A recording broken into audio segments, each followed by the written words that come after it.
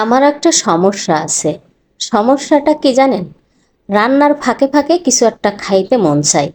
আর আমিও বান্দা সেরকম, রান্নার ফাঁকে ফাঁকে কিছু একটা খেয়ে নিই। তো এখন খাচ্ছি চিপস। এই চিপসটা আমার অনেক পছন্দের। তো বাসায় সবসময় দেখা যায় টুকিটাকি শুকনো খাবার রাখা হয়।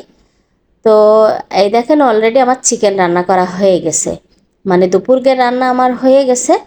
আর এইখানে স্পেশাল একটা খাবার রান্না করতেছি, এটা হচ্ছে কচু পুঁই শাক। এইটা যে আমার এত পছন্দের একটা খাবার, সেটা আমি ভাষায় বলতে পারবো না। এইখানে আমি হচ্ছে কি একটা নদীর মাছ আর সাথে তেলাপিয়া মাছ দিয়ে রান্না করতেছি। এই দেখেন দেখেন, রান্না করতে করতে আমার এতটাই খারাপ লেগে গেছে, গরম লেগে গেছে, আবার আসলাম আইসক্রিম খেতে। এগুলো সবসময় আমার ফ্রিজে থাকে বলেই তো বেশিরভাগ খাবারগুলো আমার ফ্রিজে থাকে। তো এখন আইসক্রিম খেয়ে নিচ্ছি। আর এখন আমাদের খাওয়ার টাইম হয়ে গেছে, অলরেডি চলে এসেছি খেতে। তো আমার এই তো স্পেশাল কচু পুঁই শাক রান্না করা। এইটা আমরা ছোটোবেলা থেকে আমার মা রান্না করে খাওয়াতো, সেই অভ্যাসটা আছে। আর এখানে হচ্ছে চিকেন।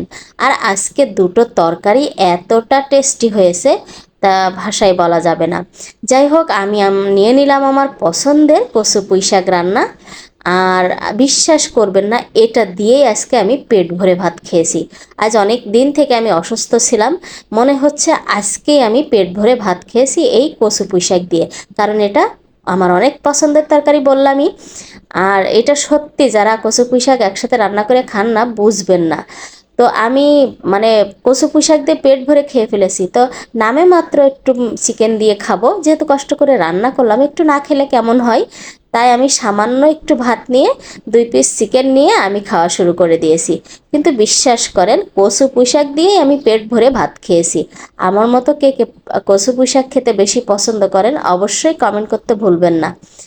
তো আমি এখন খাচ্ছি হচ্ছে চিকেন দিয়ে, চিকেনটা দিয়ে খাওয়া শেষ করব। তারপরে দেখি আপনাদের মাঝে কি কি শেয়ার করা যায়। তো এতে সবাই মিলে খাইতেছে। আমি খাওয়া দাওয়া শেষ করে এসে নামাজ পড়তেছিলাম। এরই মাঝে আমার বাচ্চাটা দেখি হিজাব নিয়ে চলে এসেছে। আমি যখনই নামাজ পড়ি, সেও বলে আমি মাম্মাম আমিও নামাজ পড়ব। তাই সে হিজাব নিয়ে চলে আসে। আর এই হিজাবটা তো নানিরা কিনে দিয়েছিল, ও খুব পছন্দ করে এটা পরে। এই যে দেখেন, সে নামাজে দাঁড়াই গেছে।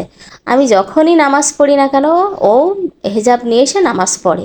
আমি যেভাবে করি ও আমাকে ফলো করে সব সময়।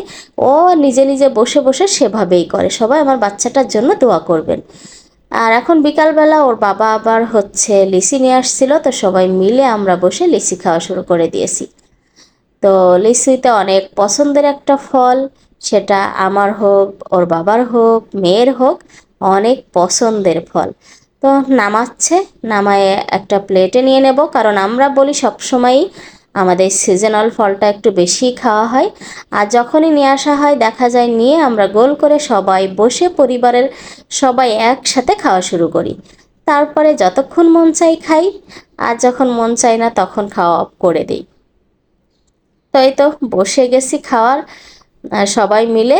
আর এখন আমার হাজব্যান্ডের সাথে আমি পাল্লা দিব লিচু খাওয়া। দেখেন দেখেন কত দ্রুত সবাই লিচু খাইতেছি। অনেক দ্রুত আমরা বসে বসে লিচু খাইতেছি, দেখেন।